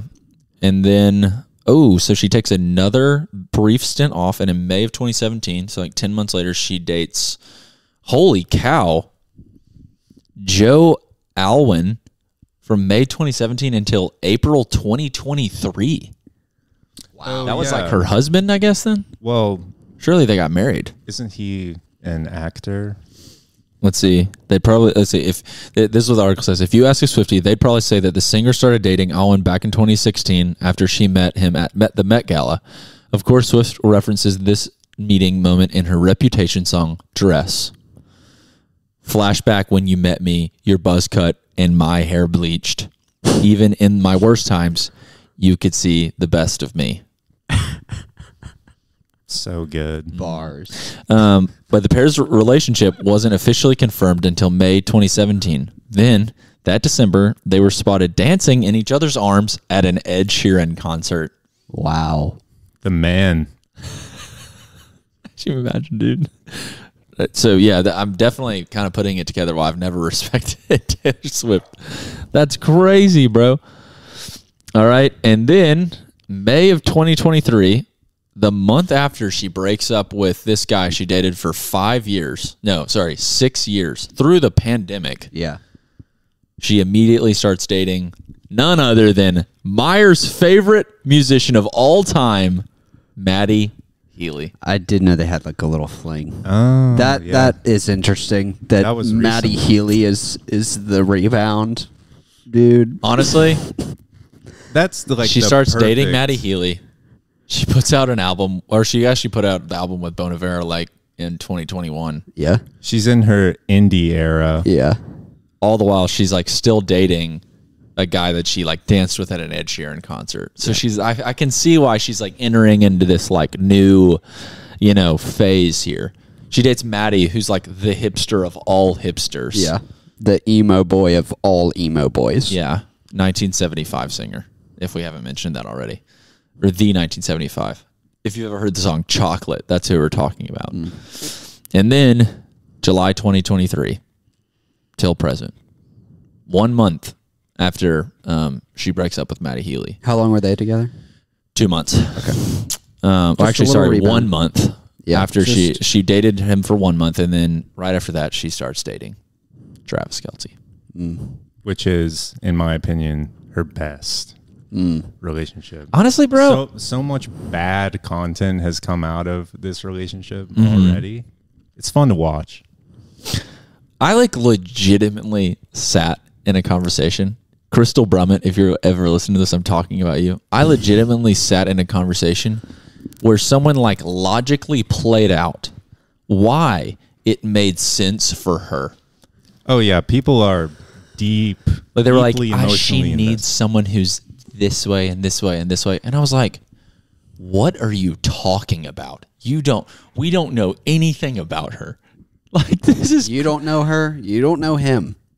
yeah, they were like, she needs, it was like something super personal. It was like, she needs someone that won't like wait around and wait for her. Like, she needs someone who will do her own thing. And I was like, that's just like every human being. Every human being needs to not be suffocated. Yeah. Like, Insane. Travis Kelce, though, you could do better, man. They But both He is. I feel like he is. I don't know that dude she was with for all the years, but from my very surface level understanding of a lot of these other dudes, a lot of them are like super emotional musician guys. So I would argue, or actor guys. So I would argue that this guy seems like the most pretty down to earth, normal, like just kind of bro. it's a change of pace. Yeah, for it's sure. definitely a different dating an athlete is probably a different level of like discipline and level headedness compared to some very emotional I'll be totally honest. writers and actors and things. I'll be totally honest with you. If it was a publicity stunt, I'd believe it. Yeah. I mean, you get That is something that's hard to understand about like celebrity dating culture is like, it does seem like people hop around and like date around for really short periods of time a lot. And then 2, there is like the publicity aspect to it. Yeah, it gets And that's clicks. something that like we would never relate to or understand. It's true. Mm. They both dress terrible. That's honestly true. Yeah. The So swag is miserable. this is fascinating because like her dating Ed Sheeran would make like so much sense to me. Yeah. Because they're both just like really normal people. I think he's married with kids though. Yeah. Well, not that part of that would be normal, but like, you know what I mean? Like Yeah. if she did, like her dating Jake Gyllenhaal makes sense. Yeah. Her dating Travis Kelce makes absolutely no sense to me. Or sorry, I'll put it the other way around. Travis Kelce dating Taylor Swift makes absolutely no sense to me. Like I understand why like a pop singer normal girl would be into an NFL player. I don't understand why like a NFL player would be into someone who like wrote Red. You know what I mean? I feel like I feel like Travis Kelce looks like he'd be into freaking like Rihanna or something like that, like someone who's like a hip hop singer. Interesting. Anyways, so I just looked up Travis Kelce's dating history just so we can run down this rabbit trail a little bit more because I was like, who else has he dated? Yeah. So in 2016, Travis Kelce hosted his own version of The Bachelor called Catching Kelce. Holy cow. Didn't know that. That's on insane. E! Entertainment. He started dating a girl that he met on there called Maya Benberry. That is insane to me that you would host your own dating show to find your own girlfriend. That is wild. Yeah.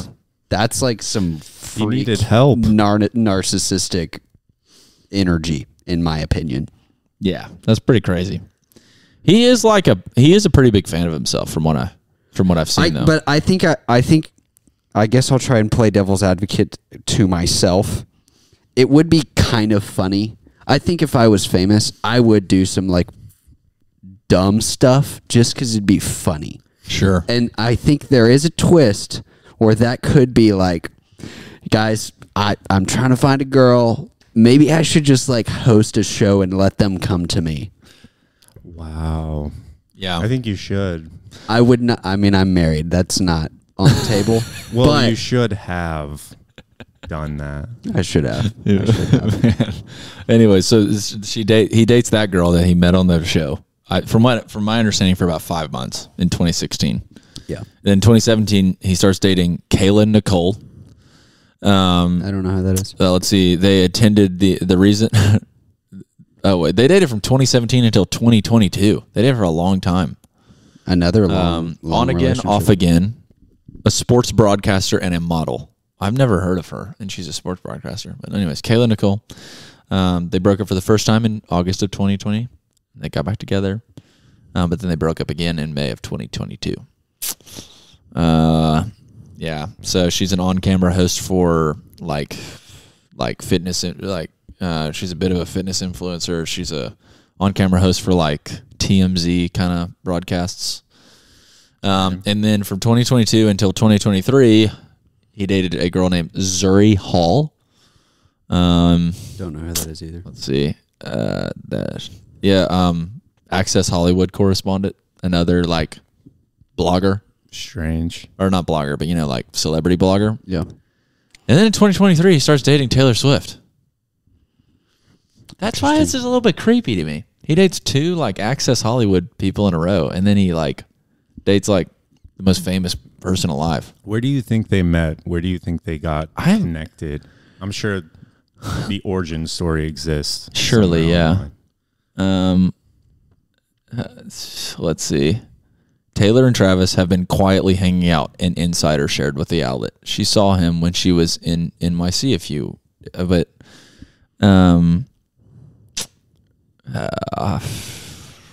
I'm sure like Taylor Swift listeners to the podcast right now are like, she did it here. They're furious right now. Yeah. They don't know anything. I'm actually just going to Google that. I think I respect celebrities who maintain private life way more than I respect celebrities who are out there like not that they put everything out there, obviously, but I think it's impressive when celebrities hide their private life really well. My example for this is usually Joe Rogan. He's like, the most famous podcaster on earth or whatever. I couldn't tell you what his wife looks like or what her name is, and I know he has some daughters, but equally no idea. And that's impressive to me that he's like got millions and millions and millions of people listening to him, watching him. Mm-hmm. And he's, famous in UFC world and all this stuff. But like his family is completely separate, private. When you're impressive. At that level of fame, like Taylor Swift is, like it is impossible to be discreet. Yeah. Because everyone is following your every move. There's just no way to keep it locked in. But some people play into it, like the Beckhams. The Beckhams like really play into we're like the hot couple, and like especially in the 90s, like they were the it couple, and I think they played into that. They kind of liked it, For sure. And some people try and hide more, and even are successful in being private. And I that's how I would probably be. I don't really want people all up in my business. So I appreciate that more. Totally, yeah. So, yeah, essentially. Oh wait, no way. Wait, Miles Teller has a part to play. I love Miles Teller, but Travis Kelce attended Taylor Swift's Eras tour at Arrowhead Stadium, which is the NFL stadium that he plays in for the Chiefs. And Miles Teller was their Cupid because he said that he brought her a friendship bracelet to give to her at the concert, and like to meet her there. And then apparently Miles Teller introduced them after the concert. Interesting. And that's how they met. Well, thanks for Interesting. informing us. Thanks for Yeah, there's our that's our this week's that was our best week of Lean In Girls. Yeah. By far. That was awesome. We went deep. Yeah. Shout out Travis Kelce and Taylor Swift. Tucker, there's another section or another segment that we do. And I think we should probably come up with a better name, but it's called What Store Would You Have? What store would you have? I think I would really like to ask you, if you had a storefront, 2 parts, where would it be and what would it be? This is a great question. I have 2 answers. This is unlimited budget as well. Okay. Yeah. Money, no object. Perfect. I have 2 answers for this. If I had a shop here in Birmingham, I would just find the best, oldest warehouse I could find with like original brick patina, and I would just like load it up with vintage, and I would load it up with furniture, and I would let things breathe. I would let things have some room, some space to live. Can I propose a space? Sure. The U-Haul downtown. My favorite building. That's my favorite building in downtown, but it's a U-Haul. It's such a freaking bummer that a U-Haul is in that building. It is. It's super sad. And I just discovered that building when I rented a U-Haul back in October. Yeah. And For your storage unit? No, sadly. If I had a storage unit there, I might just move in. For listeners who don't know, if you're downtown Birmingham, you're going, I don't really know how to describe where it is. If you're going north on 31, right before you hit the big interchange, there's a building off to the right, and it's this beautiful old brick warehouse. And it's got like this elevated part up in the middle with windows on each side to give like natural light to the center of the building. And it's a U-Haul for an unknown reason. But it is a ton of storage units and a ton of like trailer storage. Yeah. You can rent. Property. And there's a water tower that says U-Haul on it, I think. There is. But that is, in my opinion, and apparently in Tucker's opinion as well, probably the coolest building in downtown Birmingham. And we are sad that it is only used as a U-Haul. They manufactured like steamboat engines in there. And also like various metals and whatnot. Iron City. Come on. Hey, come on. You know what they say. But you know what they say. Be ham. Be ham. Magic City, which doesn't relate to me. Doesn't check out. Yeah, it doesn't make sense. But ideally, I would love a giant warehouse where I could put a bunch of amazing clothing. It wouldn't be super practical because I don't know how well the shop would do here. We wanted to open up a shop actually, and my friends and I were like sitting down and like trying to plan it out. And after talking to many people in town who had tried to do a similar thing before, it didn't sound super promising, and didn't really want to take the risk. Yeah. Right now, at least. So decided against it. That's why I have a storage unit now. But yeah, it'd be a clothes shop. It'd be a furniture shop. All the like good little accessories would sell that too. Sell some coffee. Absolutely. Some tea, matcha. That's actually like a great way to like split your space and run a business, is if you can have like another business occupying. Diversify revenue streams. Yep. Exactly. But great business terminology, Stephen. Thank you. But then like the other The other shop I would have would probably like be in. Wow, I have like 5 different scenarios. Can I guess? Bushwick. No. You know it would be, bro. No. I would want to be in like Paris. Or, I was going to say somewhere in Europe. Or like Italy. There's honestly like I've never been more like blown away going in this like little tiny shop in Marfa actually of this old lady who just collects the best like Navajo blankets. Oh, no way. Cool. And they're all like, spanning between the 1800s and like early 1900s. They have all the like original detailing and stuff. She just had like a little shop in there. I don't know how many blankets she's selling, but she just seemed like really stoked that I walked in and was like showing me all the details and like how to date blankets and stuff, and really took the time to like educate me. Yeah. That's so cool. And I love shops that do that have that sort of like personal feeling to them, which is kind of tough to do on like a large scale. Yeah. But I would want to shop like that in one of my favorite cities, Marfa, Milan, Paris, something like that. Wow. That's a good answer. Yeah. I'd shop in it. I'm trying to think if I've ever been into a vintage shop that I feel like all vintage shops are kind of the same. I'm trying to think if there's any like standouts. There's always like some dude in the back that assumes that you're trying to rip him off. They have their inventory like piled up to the ceiling, like behind a curtain. Yeah. Always. There's always like one step like past, like there's like TikTok rap, and then right past that, there's like another type of rap that's like super culturally relevant, but not necessarily like TikTok rap. Yeah. That music's always playing in there.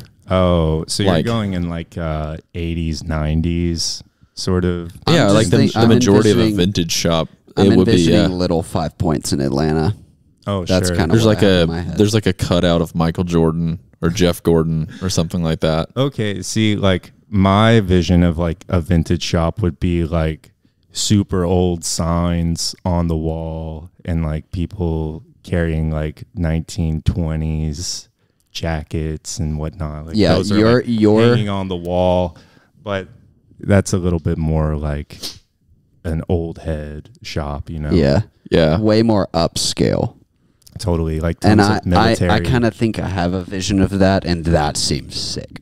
Yeah, if And I I went love- into I think that was what I was gonna get to, is like if I walked into a vintage shop that wasn't like you have to be like a rapper to shop there, like I'd be like, oh shoot, this is kind of cool, like legitimately, it's like kind of like an antique store. Yeah. Like antique stores are kind of that. If you go into a good one, you will be walking through an antique store, and then like sometimes you'll pass a booth.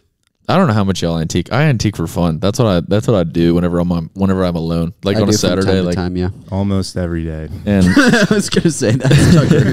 That's You Tucker like- to a T. you like walk by, and there'll be like some people that'll have just like the most trendy mid-century modern crap, and then they'll put it up there. They'll get a chair that's like a dupe of a Herman Miller, and they'll be like 7,000, Yeah. and you're just like, no one will ever buy this here, you know. The And then- saddest thing I've seen recently at an antique shop was people love to throw MCM, like just throw that tag on anything. And I turned the lamp around and there was a USB port on the back. Oh, and it was an like- MCM. It was like lamp. MCM 60s lamp. And What it does had a what does MCM mean? mid-century mid-century modern. Okay. But Yeah. that's like the classic, like people that run estate sales. Yeah. They're just like, yeah, we'll throw MCM on that. Maybe Yeah, so somebody will buy it. mid-century modern is like a term that means like from the middle of the century, like the middle of 1900s, so like 1950s. So the first time that like modernism came over to America from Germany, like pretty much, and like so if you ever think about like the Incredibles, like their home they live in, Yeah. or like the Jetsons, or I'm trying to think of it like a really normal example, but If you are into architecture at all, it'd be like Frank Lloyd Wright. Would be Yeah. kind of one of the pioneers of that. Shout out the Bauhaus pioneer of that as yeah. well. Yeah, maybe one day, whenever we have these, like we're thinking about adding other podcasts. Like these are going to come out on Fridays, but putting other podcasts like a Monday and a Wednesday, and those can be like topical. Yeah. And that would be a fun one, like Yeah. an architecture. Yeah. Topical. Totally. But I anyways, would like that because I'd have to do more research and learn more about architecture, and I don't do that as much as I would like to. yeah, it'd be pretty crazy if we were able to just sit here and talk about architecture the whole time. That would be cool. I know, like if we did that for this, I feel like we'd be boring people. But No, anyways, that's not the point of this. yeah. No, I like love mid-century modern stuff, so I'm not a hater. But it does like you if you look up if you walk into a booth that has like a bunch of like circular things, I don't know, like just like any sort of rounded Smooth, edge, curved wood, any sort of rounded edge. It could be from Target in Plywood. 2012, and people are like MCM $4,000 for a cabinet, and you're just like, goodness gracious, man. Yeah, it's So kind of sad. like a cop out for people. It's like, oh, this is mid-century modern. But then you'll like walk into a booth and it's like legitimately just like a old dude, like, or maybe like an old dude passed away and his wife just threw it up there, and it's like a military coat, a belt, like vintage speakers, like an old vinyl player, and then just like a record collection of like John Denver and stuff. Like those kinds of guys, like if you ever find their booths, it's like it's unmatched. Gold. Just like you're like, I could buy literally everything in here. And to be honest, the 31 antique on the one like in North Gardendale, like, I don't know, like near like Tabernacle. Yeah. They have a crazy good collection of vintage speakers. Yeah. Like it's crazy. Like I like love. I like the little front room in that store. Yeah. You know what I'm talking about? You kind of walk in and then you have to go back to the right. That's a little like yeah. tea vibe, like a British tea vibe. Yeah, there's a lot of going. cool Yeah. like glassware and stuff back there. Mm-hmm. But yeah, if you're like looking for cups or mugs or like knickknacks or Christmas gifts or something like that place is so good. I go there on my lunch break every now and then if it's like Christmas time and I need to shop or But downstairs, Claire's birthday or something. downstairs in the corner, there's no windows down there, so I don't know which corner it is. But down there in the corner, there's like this dude just constantly restocks like amazing vintage speakers. Yeah. He's on the hunt, man. Yeah. But anyways, yeah, that's I don't remember how we started. Oh, because the vintage. Yeah, dude, can you imagine walking into a vintage shop like amazing, like Dude, vintage just give vinyl going? Give it space, dude. Oh, Like antique just some nice malls, rugs. antique malls and vintage stores. They're so cluttered, Mm-hmm. and it doesn't give space to let the thing have value. If it's a jacket, if it's furniture or whatever, because it's piled full of stuff. I think some people can do that well. Like I think like Double RL, Ralph Lauren, like his shops are always like there's so much layering happening and there's Yeah, like that's blankets folded up. Yes. Okay, so there's this storefront in Greenville, South Carolina. It's called We Took to the Woods. And it's one of my friends' from Sanford, his mom is like the manager, co-owner of the store. And the guy who started it was one of the old, I can't remember, I don't think he was a designer for Ralph Lauren. His name was Bob something, but he worked very closely with Ralph Lauren. And so this storefront, he has like storage units full of old Ralph Lauren stuff. And so for each season, this place is really cool. Have you ever heard of it? No, but You should go there. I need to tap in with this guy. This is like so cool. And so that they designed the shop for seasons. So they would like at Christmas time come out with like a whole Christmas shop, and it'd be for 8 weeks or however long. They would completely redo the whole interior of the store to be just Christmas.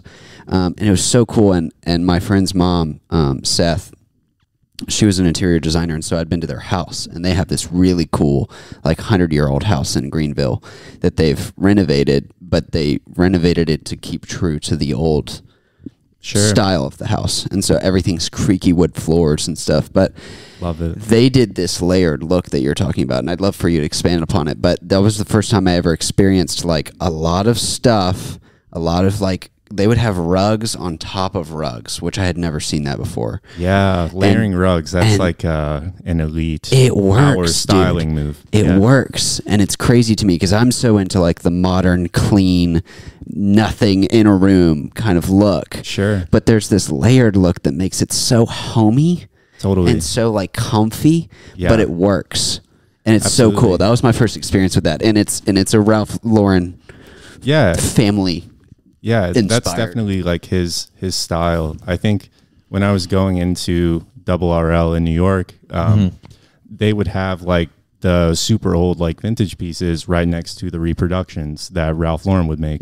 And I think that was like kind of what sparked my interest in like finding the original like references, like the super old like 30s, 40s pieces to like go along with it, because designers today like still reference those pieces as much as possible. And I think like Ralph Lauren just has like the most elite taste, and I've always like loved going into like the polo outlet when I was a kid, because like that was my like exposure to it, and like going to the mall. And I think over time, like I've learned like that my style leans more towards that, like old school type of like Western layering, and you know, that's why I think I resonate so much, or I enjoy looking at like Donald Judd stuff so much, because he does that sort of like cozy element with like the Navajo rugs that he collects in certain settings. Yeah. And is able to like make it feel modern in a way too, and make it feel like his own. And there's also like this weird, this is a much bigger conversation, but the reason I'm thinking about it is because that's kind of where I've been in grad school for a while now, in a seminary, and that's kind of how I'm feeling about like academia and like just like literature in general. I was talking about this because I had a friend who got denied access to even apply for a doctoral program because there's like a modern author they were referencing, the people at the school, and they were like, we don't care if you've read the modern author, we care if you've read the modern author's footnotes. Like essentially like what this guy, this like legendary modern author, what did he read to come to this conclusion? Because like you need to be like if you're going to be doctorally, like if you're going to be a doctor of this, you need to not associate as like a student of authors, like modern authors. You need to associate as like a modern author, you know? And that would like have me thinking, and yeah, essentially like I like there's like this respect I have gained for a lot of like old dead people, essentially, because like especially when you think about like reference pieces for Ralph Lauren, like the way they were making clothing in the 20s and the 30s was just so much better than it is now. And I think just in general, like a lot of people like probably are still fooled into thinking that we've like developed as a people and stuff. I would definitely say I'm pretty freaking convinced that we've digressed as humans. Considering like Stanley Cups are what like people talk about, and like there's nothing wrong with Stanley Cups, but like there's just like this level of like I would argue it's a good thing that humanity has progressed to the point where the middle class is the majority of humanity, because it means that not many in people, America, not many, well, even it's getting to the point where that's the majority of the world. There are still pockets of poverty, but there's potential that by the time we die, like poverty won't be a widespread problem of the world. And so that's a good thing. That's a good thing that people can afford to live and eat and all of that. However, the con is now people have money to spend. That's what happens when you get to the middle class, is you have your basic needs met and you have some, so then you can spend. And that's what has perpetuated consumerism to the level that it's at today, where there's so much money to be made in making things for people. But now there's so much money to spend, products can become cheaper, quality goes downhill because you're trying to maximize profits, if that makes sense. And the way you maximize profits is you sell more and more and more. That is a way that we have digressed. Yeah. Absolutely. That's so interesting. And it's like this is a good thing that we have more money and we can all live and eat and breathe and have healthcare and whatever, but it also means that we've kind of stabbed ourselves in the foot a little bit, and we might be overlooking it's quality. I heard on a podcast recently, like someone who was like working pretty closely like at Double RL and stuff with Ralph Lauren was like, a lot of times like it'd be a $700 jacket that they've referenced and have sourced the best material for. And a lot of times they won't even make a profit. Like they're just breaking even on like an $800 jacket because of the amount of time and research that they've had to put into it and like source the material. Like your access to like great materials these days, like you have to pay like a pretty large sum of money. It's kind of nuts, man. It's just wild to me. Like that's like the reason I like the companies that I like don't sacrifice on quality, and sometimes it's to their detriment. But if you can find a way to strike the balance where you can charge the price so that you still can function and make money, because you do have to make money to operate. Yeah. If you can find a way to stay true to that and then charge whatever price you need to stay true to what your vision is, those are great companies. And it's like you don't sacrifice just because you need to make money. You make the thing so great for the sake of it being great, and then you charge whatever price you need in order to maintain that greatness. And those are, I think, good companies who make good quality products. But it's really hard to do that because you have to like have a very articulated vision of what makes this jacket great. Yeah. And it's the materials, it's the way it's sewn and built and made. And totally. And it's like a slow growth too. I mean, I think Patagonia is probably like the example. Perfect example. Yeah, Perfect I heard example. you mention that on a previous podcast. Yeah. And I thought that was a wonderful example. I'm obsessed with them. Have you read his book? Let Let My People Go Surfing? Yeah. Fantastic. It's a probably great the read. best book I read last year.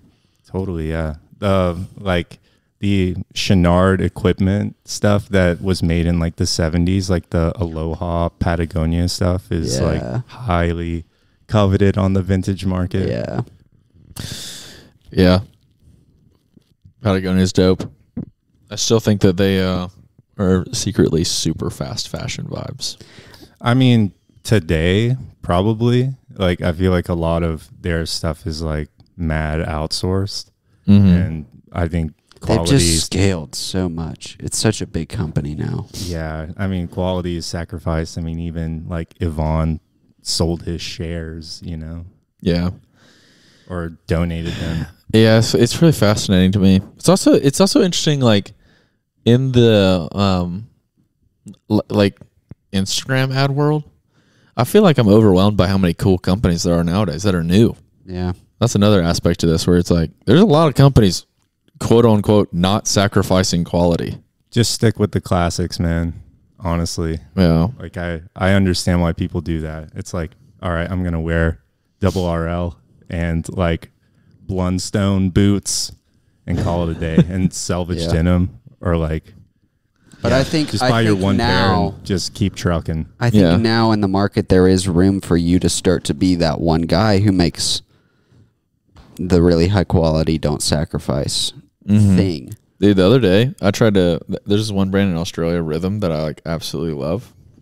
I buy a lot of my stuff from them, and they're at a price point that I can afford, and they're at a quality level where they don't workshop they don't sweatshop company, whatever, or they don't sweatshop their employees. And Gracie got 2 pairs of pants for them for Christmas, and got them the wrong size because Australian like pant sizes are different than American, which I didn't know. Neither did Gracie, so that's why she got it wrong. But anyways, smaller. So she ships them, or she goes to ship them back. We go to the post office, and they're like, "Hey, just like send us proof of your label." And like, not even joking, for 2 pairs of pants, the lowest quote we could get for shipping them back to Australia was $120. And that's insane. But on their website, it was like, we are not paying for this. Like, if you want it to return to us, like this is on you. And I was like, dang, it's kind of crazy. But also, like, if like the plain gas isn't going to get any cheaper. Like, so it's like your customer service had to fall at some point.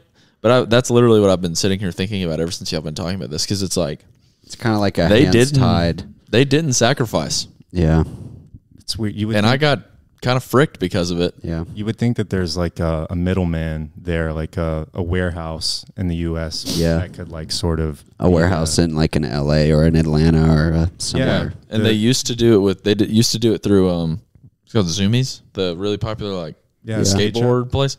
They used to be a Zoomies wholesaler, but then they stopped doing that too. I don't know why, but like at one point, I definitely returned a pair of like a shirt or a jacket to Zoomies, and then got one like exchanged. Yeah, but it's the weirdest thing though. Like we straight up like bought, like her mom got them for Christmas, so her mom like emailed him, was like, "Hey, we need these sizes," and she bought the new sizes, and they were like, "Okay, cool, just so we can return them to us whenever."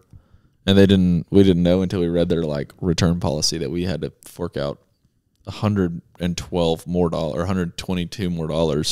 You did ship them back? No, just you put them on Poshmark. I was about to say, like, just throw it on eBay or something. Yeah, I mean, somebody like because Rhythm's popular enough to where somebody will buy them. But or did she give them to Claire? I think she was thinking about giving them to Claire. But I don't think we ever followed through. Okay, well, we were gonna try and buy them, but if she's already listed them, I don't know. But they're Rhythm's great though. I'll rep them all day long. But they what they do is they find vintage clothes that they like the shape of and the quality of, and then they emulate them. So they make they cut up old shirts that they love, and then they emulate the exact measurements of the shirts they cut up, and they make, so they have a vintage band tee, they have a vintage classic tee, and they just have a vintage tee.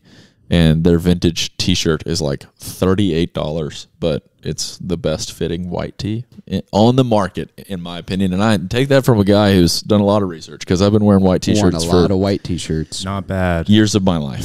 Yeah. But anyways, there's our brief little fashion. We had to talk about fashion at some point. But yeah, we'll start wrapping. We've been talking for an hour and 50. We broke our record again for the longest episode. I'm okay with that. I'm okay with that. I had a good time. I did too. Thanks for having me on. I appreciate it. I feel like I need to give a little bit more context on who Tucker is, because he just said he's a big fan of Chez Fonfon. That's all you need to know. Tucker and I met each other we met each other whenever probably I was like 4 and you were 2, and we were in the same like baby class at church. But we became like friends whenever I was a senior in high school. And I knew Tucker went to concerts, and I've always loved music. Concerts. So I went up to Tucker, and I was like, "Yo, Tucker, I want to go to the next show that you go to." And so Tucker and I went to a Walk the Moon concert. Honestly, in a great 2015. show. Yeah, we sat right beside Francis and Maggie Dazio. I was thinking about that show the other day, and like. That was like my first show in a long time, and I had a blast, and I was glad you were there. It was a good show. Iron City. Hey, I realized the other day Faye Webster's playing in Iron City this year. I heard that. Yeah, tickets are $91. Good. I'm probably still going to go, too. That's steep. Slow Dive is coming to town. I saw that, too. That's kind of crazy, actually. Sampha is coming to town. It's going to be a big spring for Birmingham. Krungben's touring. Real Estate's touring. I mean... all your favorites. Matt Maltese, who's like a British guy. He's touring in America. Wow. Excited. I don't really like concerts, but when people that I love tour, I go to their shows. I used to go to every show. I used to go to every show that came to Birmingham. Yeah. Nowadays it's like just stand in the back, hear the hits, and then bounce. Just boogie a little bit. Real. But anyways, Tucker and I became friends then, and of my friends in Gardendale, there's like 2 guys that I still talk to, and Tucker's one of those guys from just childhood best friend. And I admire so many things about you. Legitimately, every time I talk about Tucker, the next words out of my mouth is coolest guy that I know. In every way. Very sweet, man. You're awesome. He doesn't carry any water bottle except for one glass water bottle. He doesn't drink any liquid besides water. He actually drank tea today, so watch out, America. Look out. I'm on the matcha train. I will say I have one bone to pick with Tucker, and he knows how much I love coffee, and he never accepts coffee from me. But then whenever he went to Italy, he drank coffee. I did. I felt like I had to, you know. Did you ever feel like you were cheating on me, like while you were doing it? I did, because I was like, I know how much it means to you, so. A little bit of a fake friend, but only in that one way, which That's is right. an excusable way. I legitimately think Tucker's came to a coffee shop where I am working at and gotten water, and that's it. I think that's happened before. Probably. Savage. But, You know, nowadays I'll get the matcha, I'll get the chai. Yeah. All the things. Yeah. Yeah, and Tucker's a homie, long-time homie. Groomsman in my wedding. Absolutely, man. Tallest guy up there, man.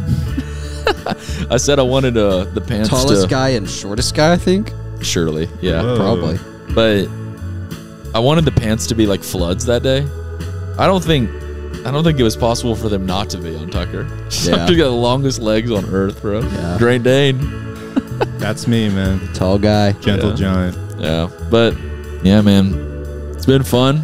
Love you, bro. Thanks for being on the pod. Love you too, You're man. officially Coming. friend of the pod. You're now allowed back on at any point now. Oh, is that But right? if you come back on, you have to be a co-host. Okay. You can't be. So you and I need to like interview Eliza one day or something. Word. She would love that. Yeah. Or is it sick. Anna? What's the girl's name that owns Last Call? Anna. Anna. That would be You sick. gotta have Anna on. Let's do that. That would be fascinating. I've actually Great. never talked to her more than like 2 seconds, so that'd be kind of cool. But Yeah. anyways, Anna, if you're listening, come on the pod. Probably not, but Never know. yeah, Tucker. Cheerio. Cheers, man. Bye, everybody. Peace. Welcome to the secret segment of the podcast where we talk about secret things that only people that wait till the secret segment get to hear. Today's secret segment, we're going to be talking about one thing and one thing only.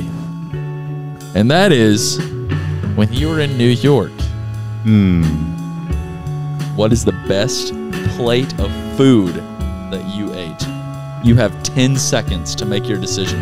The best plate of food that I had in New York was actually in Greenpoint, Brooklyn at Cool World. No longer in business. R.I.P. Classic steak frites Man. with some spicy Brussels sprouts. Man. It was honestly the best thing I had. I'll tell you what, it's 12:30 here in Birmingham right now. I'm getting a little hungry for lunch, so that sounds nice. I actually had a lunch reservation at 11:45, so No. 45 minutes late. No way, at Chez Fun Fun? Actually at North Italia Dude, that place is goated.